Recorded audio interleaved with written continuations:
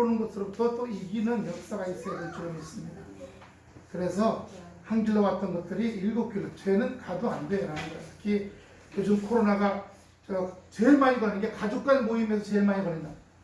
가족 간 모임, 그 다음에 친구들 모임, 개 모임, 동호회 모임, 이런 데서 다시 모임.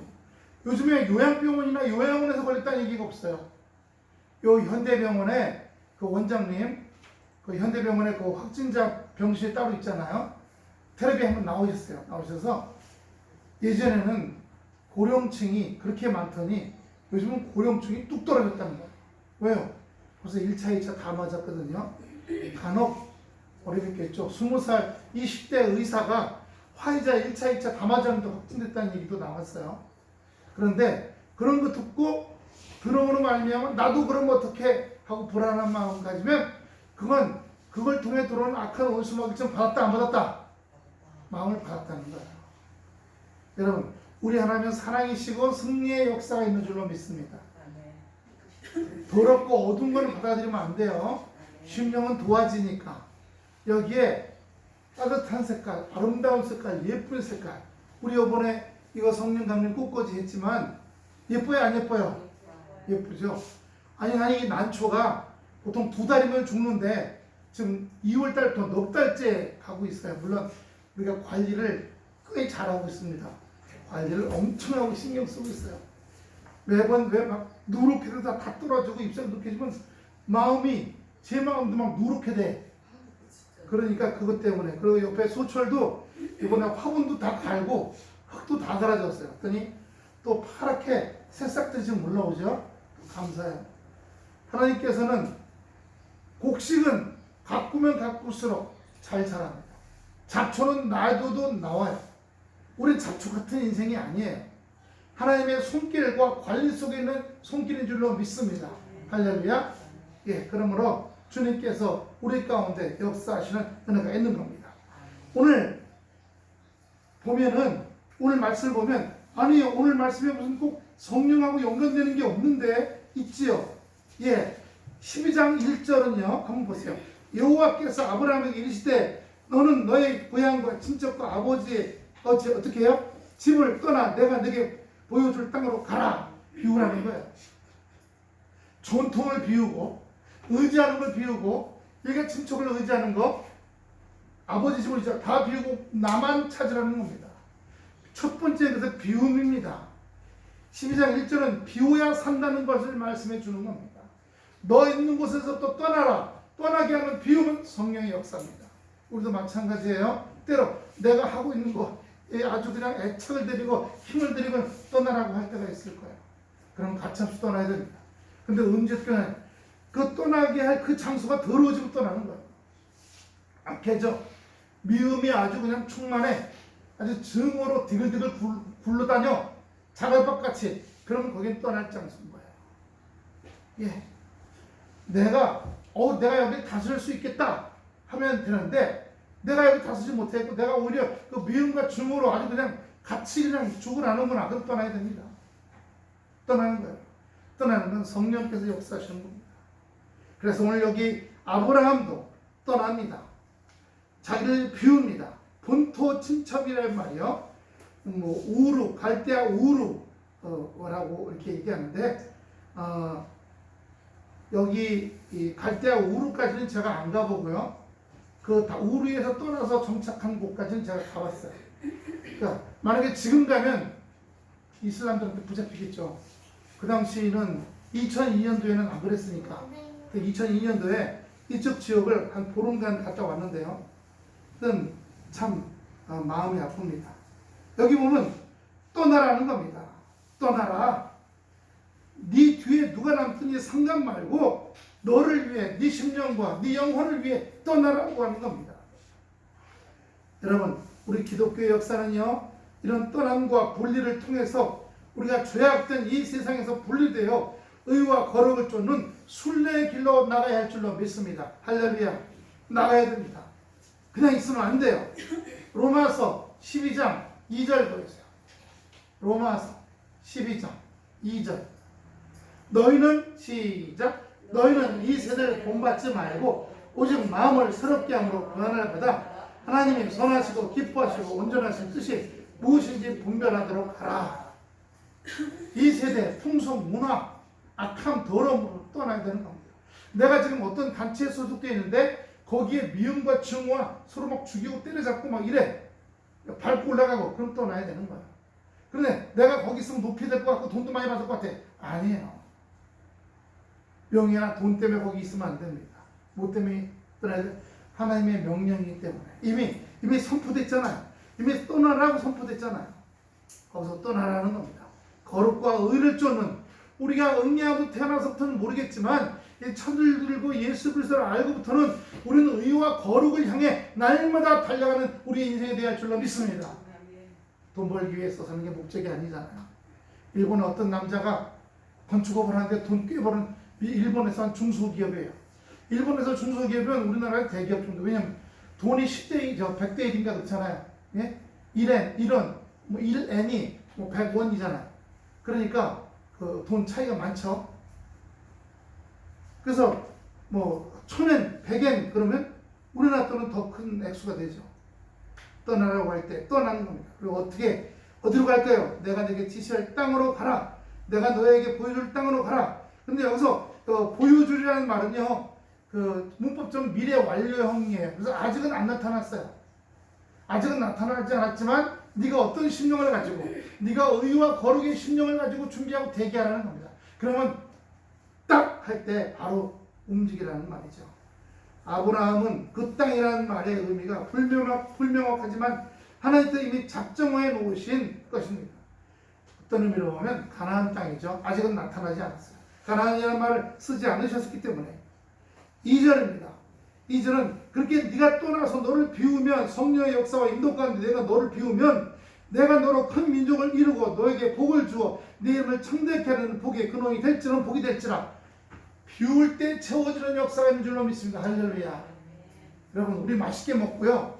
깨끗이 설거지해서 딱 다 통풍이 잘 돼 바짝 말라야 그 다음에도 또 뭘 담아 먹어야 하지. 그죠? 그래서 그 먹던 거 그냥 쌓아놓으면 그냥 밥풀이 음식 찌꺼기가 양념이 덕지덕지 묻은 걸 거기다 놓고 또 먹는 사람 아무도 없어요. 늘 깨끗이 비워야 그 다음번을 또 예비하고 준비할 수가 있는 줄로 믿습니다. 그래서 12장 1절에 자기를 성령의 인도하신 가운데 비울 때 비우는 거 겁나거든요. 내가 지금 여기 쌓아놓은 명성이 있는데 내가 쌓아놓은 뭐가 있는데 내가 놓은 경력과 기록이 있는데 이걸 떠나라. 예. 바울은 뭐라 그랬어요? 자기의 모든 것을 배설물과 같이 버렸다고 얘기했어요. 예.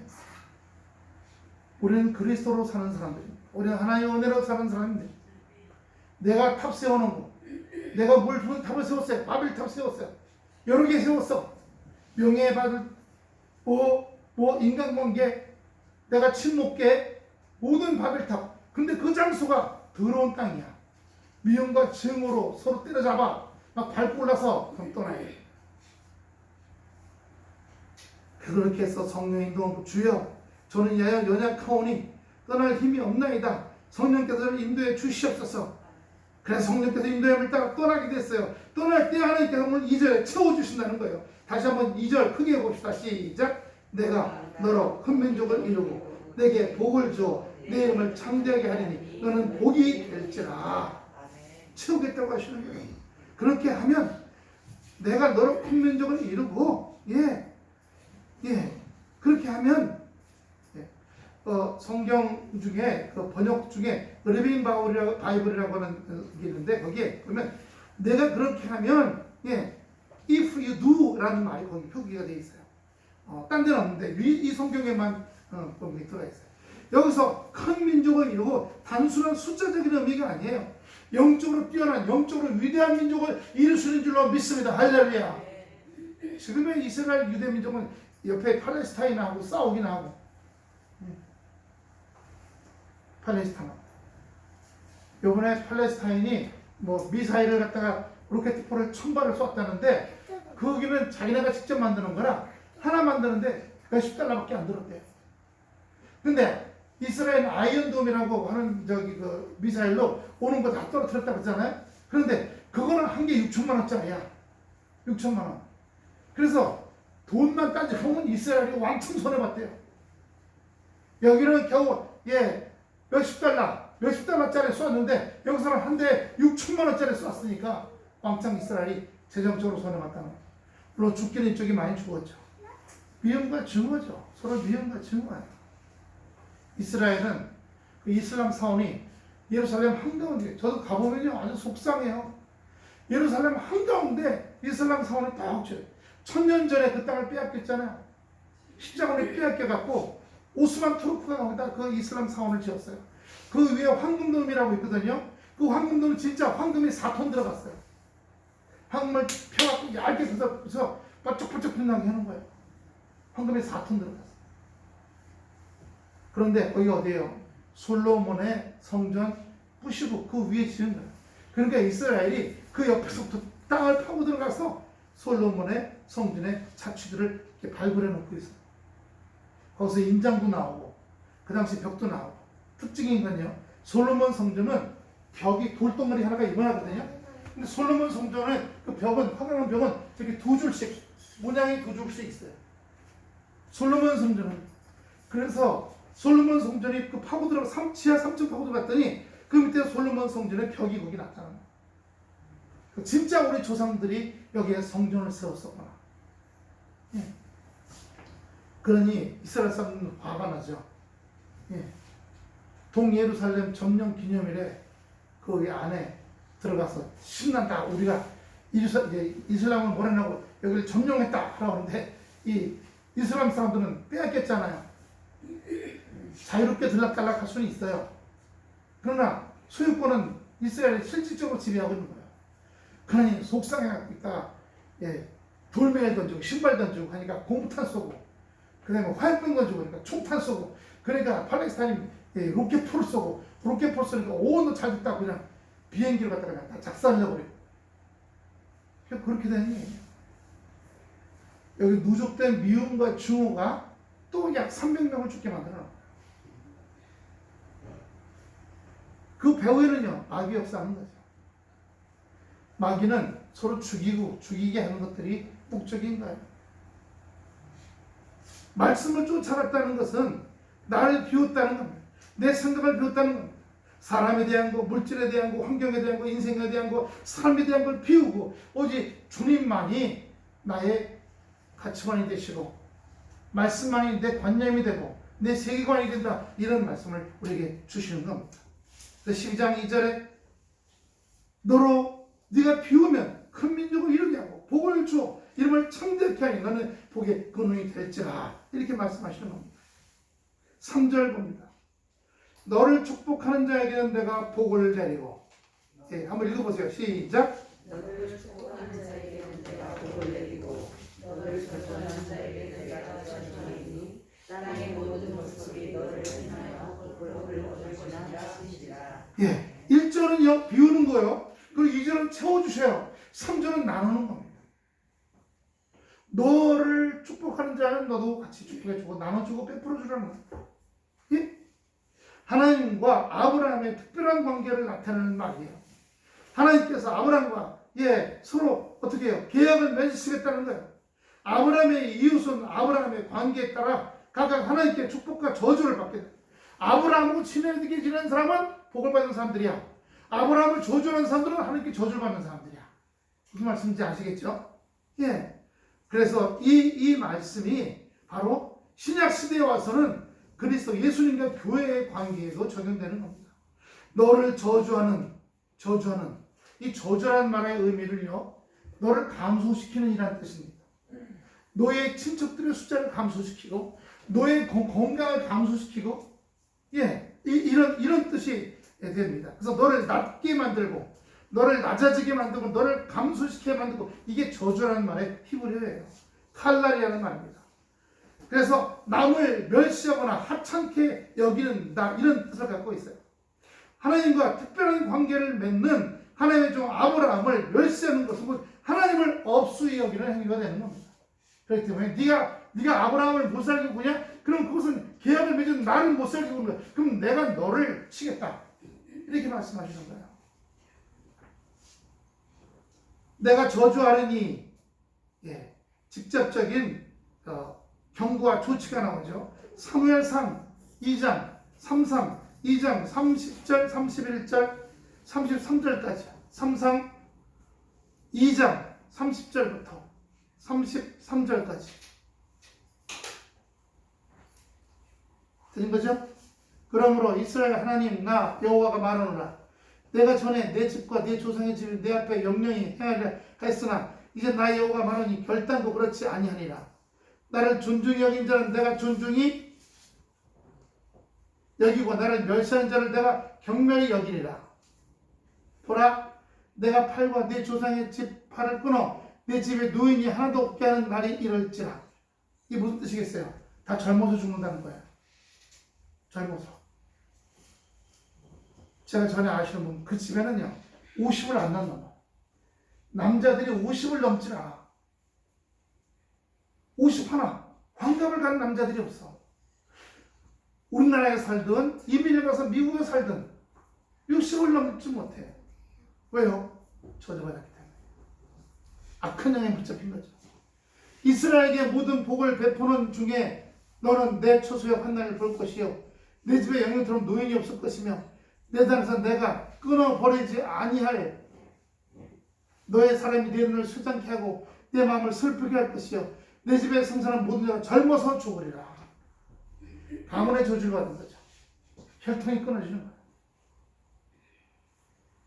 저주한다는 의미가 현실적인 역사라는 것을 우리가 알아야 됩니다. 당장은 몰라요. 하지만 1대가 지나고 2대가 지나고 3대가 지나고 4대가 지나면 이 땅에서 없어지는 거예요.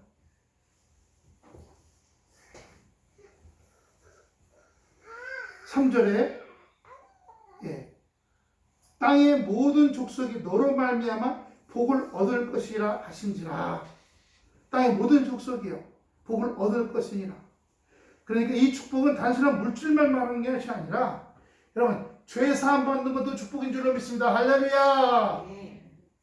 죄 사함 받는 것으로 말미암아 근심과 염려와 불안과 고통과 걱정과 이런 것들이 사라지고 말았어. 자유하리라. 오 자유, 오 자유. 주님 안에서 은혜와 기쁨과 자유와 든든함이 왔어. 죄의 저주로 말미암아 불안, 염려, 걱정, 어떡하나, 좌불안석, 불면증 이런 거 있던 사람들이에요. 하나님의 영적인 축복을 먼저 받치는 성도 여러분 되시기를 축원합니다. 모든 족속이 이 아브라함의 후손인 예수 그리스도로 말미암아서 죄에 대해서 해결받고 진정한 삶의 축복을 누리게 될 수 있다는 복의 언약입니다. 그래서 이 창세기 12장 3절은 연결되는 게 신약에 있어요. 누가복음입니다. 누가복음 24장 47절 누가복음 24장 47절 다 같이 시작. 또 그의 이름으로 죄사함을 얻게 하고 회개가 예루살렘부터 시작하여 모든 족속에 전파될 것이 기록되었으니 그의 이름이 누구예요? 예수의 이름이잖아요.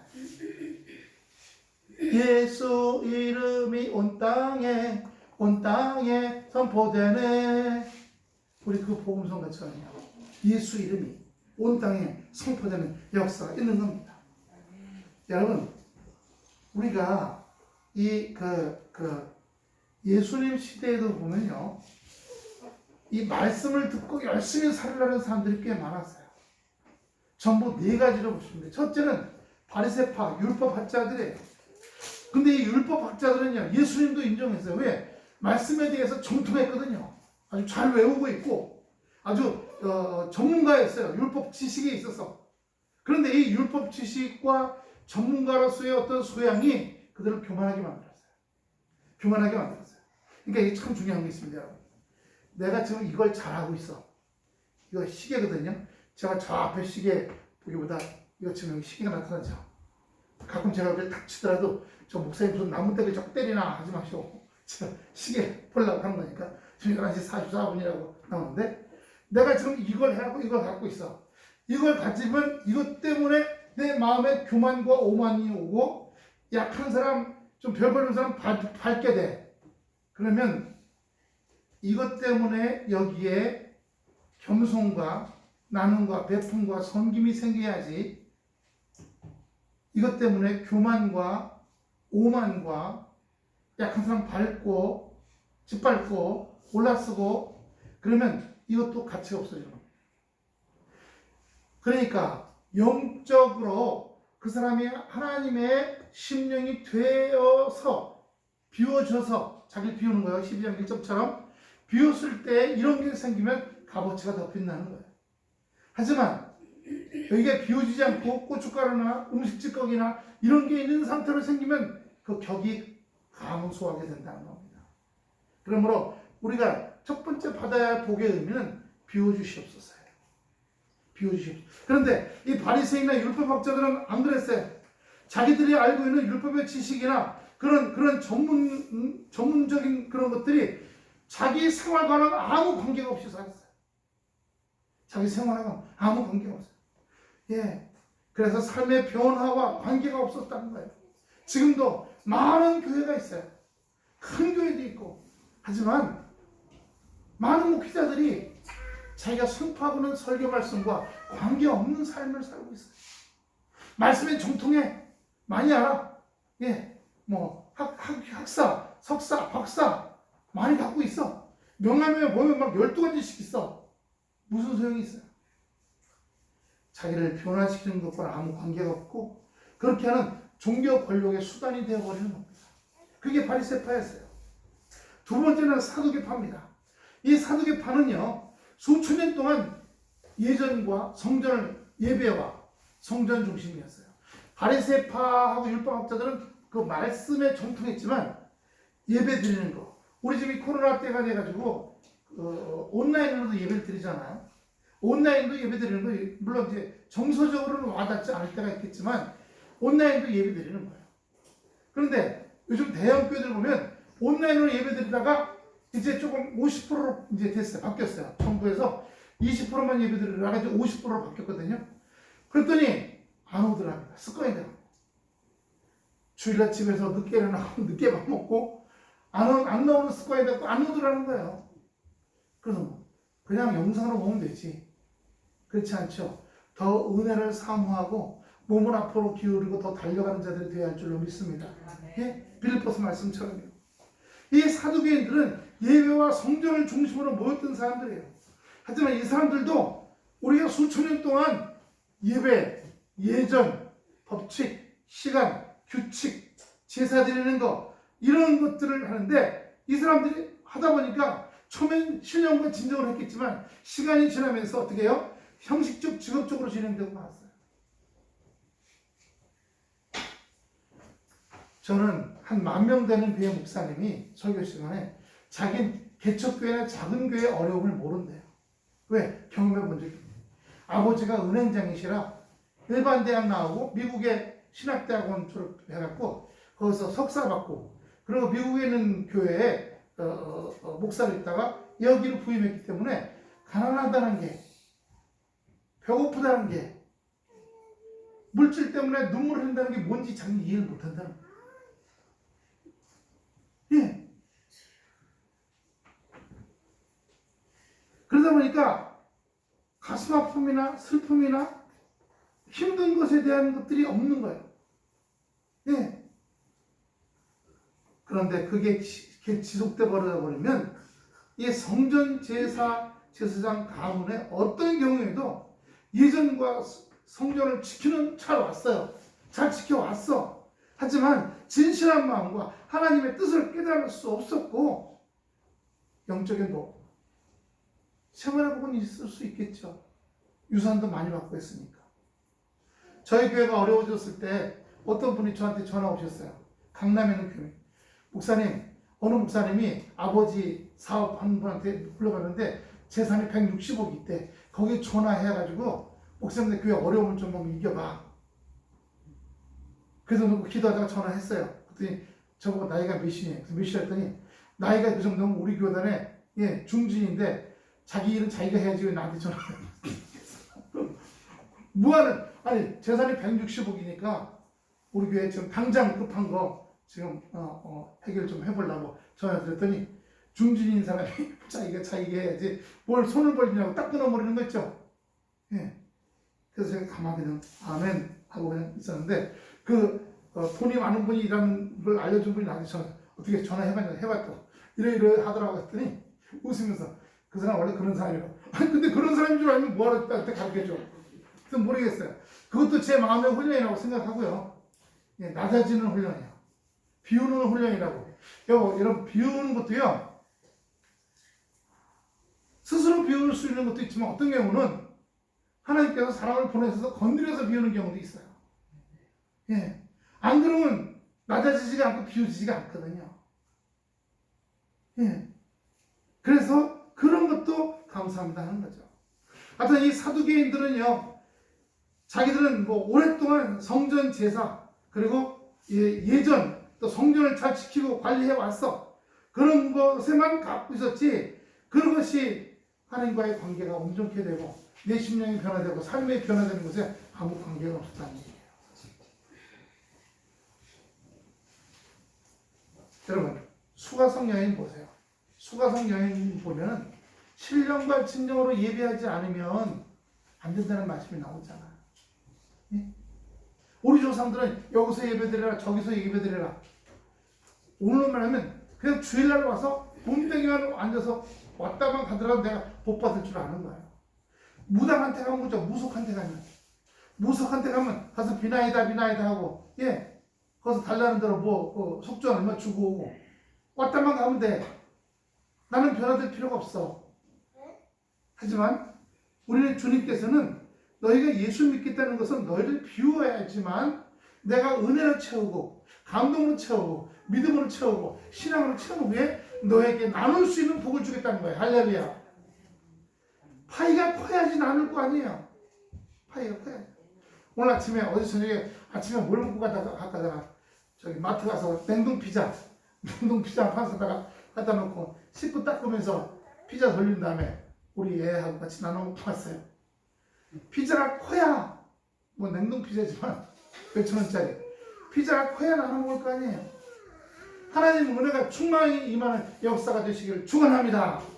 성령의 인도하심 가운데 여러분이 자기를 비우고 채우고 나누는 역사가 있어야 된다는 겁니다. 세 번째로 바리새인, 사두개, 세 번째 열심당이에요. 하나님의 아들 예수님이 이 땅에 오신 목적은 열심당의 목적이 아니에요. 예수님의 제자들 속에는 열심당도 있었어요. 열심당의 목적은 뭐예요? 로마로부터 독립하는 거예요. 로마 제국주의로부터 독립하고 그리고 부강한 나라가 되고 튼튼한 나라가 되는 거예요. 예. 열심당이 주장한 한 민족의 독립이나 자유 또 힘이 강해지는 것, 이건 예수님의 목적이 아니거든요. 그러니까 예수님이 열심당을 쫓아가지 않았던 거예요. 하지만 열심당은 예수님의 권능과 능력을 보고 저 사람을 쫓아가면 저 힘을 이용해서 우리가 할 수 있겠구나 하고 들어오는 거죠. 지금도 그래요. 큰 교회 가보면 순수한 주님을 바라보는 게 아니라 이 교회, 큰 교회 오면 내가 내 이러이러한 목적을 이룰 수 있겠구나 하고 들어오는 사람이 많은 거예요. 그러므로 여러분, 이렇게 조그만 교회, 우리 지금 세 분이 한 달째 안 나오고 계신데, 어제 저녁에 제가 문자도 보냈거든요. 성령 강림 주일에 대해서 쭉 해서 보냈는데 안 오셨네요. 이 조그만 교회 여러분 오신다는 것은, 나온다는 것은 여러분이 무슨 교회의 큰 사이즈나 많은 숫자 또 그 속에서 이루어지는 어떤 관계들을 이용해서 내 목적을 이루겠다라고 나오신 분들은 아니라는 사실이에요. 할렐루야. 열심당은 그런 사람, 칼을 품고 다녔어요. 하지만 예수님은 하나님 나라를 평화와 복을 누리는 것, 증오와 무력으로 이루어지는 것이 아니라 성령의 역사를 통해 말씀으로 이루어지는 것, 사랑의 실천으로 이루어지는 것이라고 말씀하셨어요. 그리고 자기 인생을 통해 우리에게 보여주셨어요. 그 때문에 열심당하고 관계가 없었어요. 마지막으로 네 번째로 보면요, 에세네파. 2015년도에 사모님하고 저하고 이 에세네파의 골짜기에 가봤어요. 산에다가 구멍을 뚫고 벼락에다가 이 낭떠러지에 구멍을 뚫고 그거 살았어요. 거기 그 당시에 동전, 그릇 이런 것들이 많이 있고 살림살이도 있어서 우리가 쭉 보고 왔어요. 이 에세네파는요, 굉장히 말씀을 아주 중심으로, 그래서 그 당시 바리새나 사두개파 사람들을 더러운 속물들이라고 생각했어요.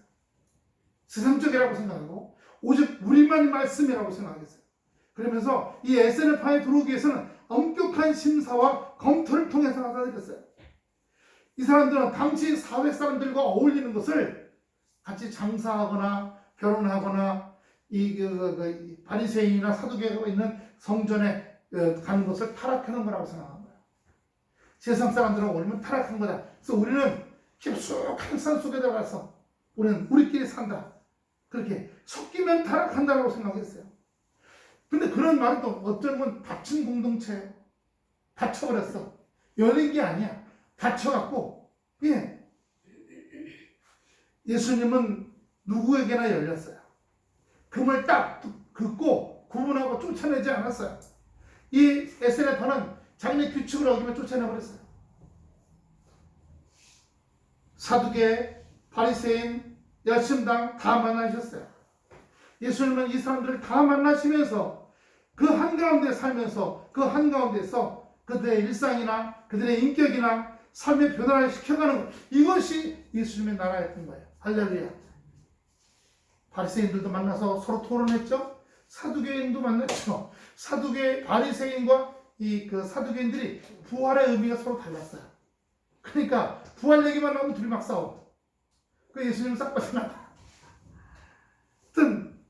하지만 그들을 만났어요. 얘기했어요. 칼 갖고 다니는 열심당도 만났고, 그들이 변화되고 달라지길 바라셨던 거예요. 변화된 사람들의 나라, 그런 모임들이요. 마지막으로 예수님이에요. 예수님은 말씀이 삶이 되어야 한다고 말씀하셨어요. 그래서 예수님이 하신 것 중에 가장 큰 것은 산상수훈이에요. 예, 산상수훈이에요.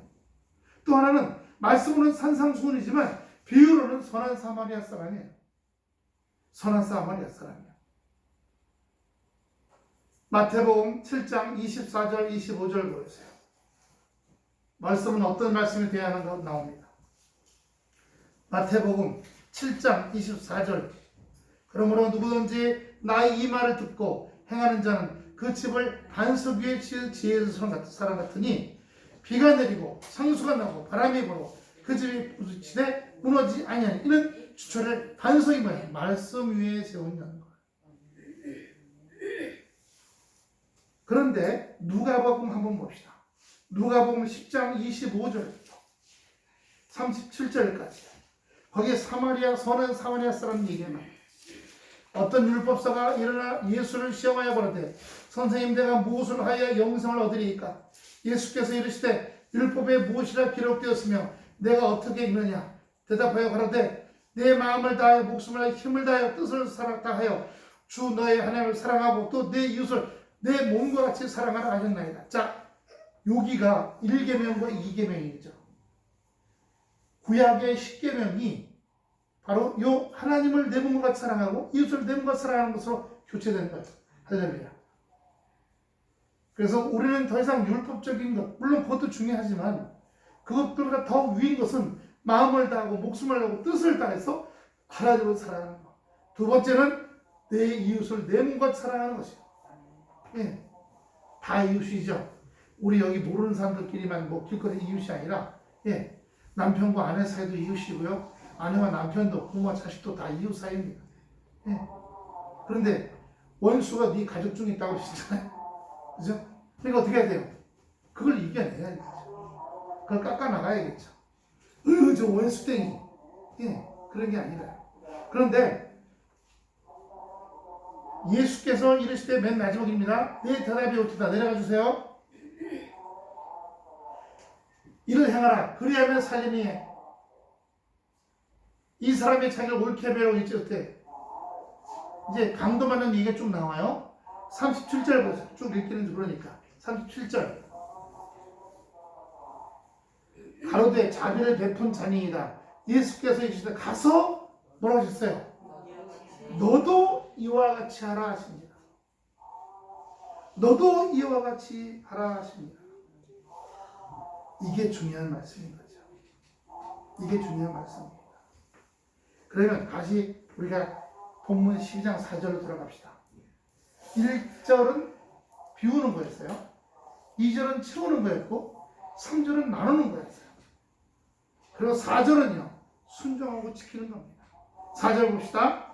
이에 아브라함이 여호와의 말씀을 따라갔고 롯도 함께 갔으며 아브라함이 하늘을 떠날 때 75세였더라.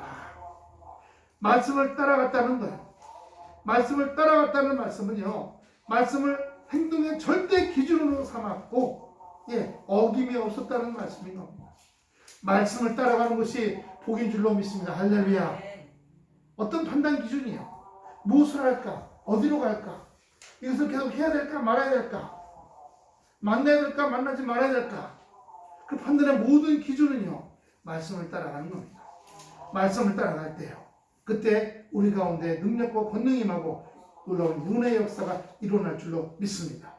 요한복음 1장 14절 보면 말씀이 육신이 되어 우리 가운데 거하심에 우리가 그의 영광을 보니 아버지의 독생자의 영광이요 은혜와 진리가 충만하더라.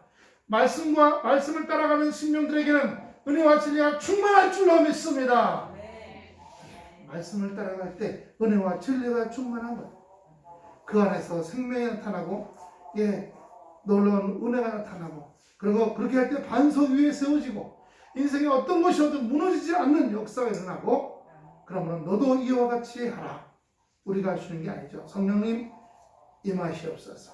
성령님 역사해 주시옵소서. 따라서 주여 성령께서 임하여 주시어서 이와 같이 할 수 있도록 인도해 주시옵소서. 어떻게 해요? 비우고 채우고 나눌 수 있도록 비우고 채우고 나눌 수 있도록 인도해 주시옵소서. 이게 오늘 제가 주보의 제목을 못 바꿨어요.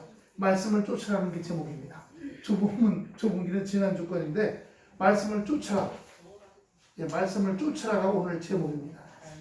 주님의 은혜로 말씀을 따라가는 그러므로 축복된 은혜와 진리 가운데 들어가는 역사가 충만해 주시기를 축원합니다. 기도하겠습니다. 아버지 하나님 은혜와 사랑을 감사드립니다. 오늘 성령 강림 주일을 맞이하여 하나님께서 우리의 역사시고 함께 하심으로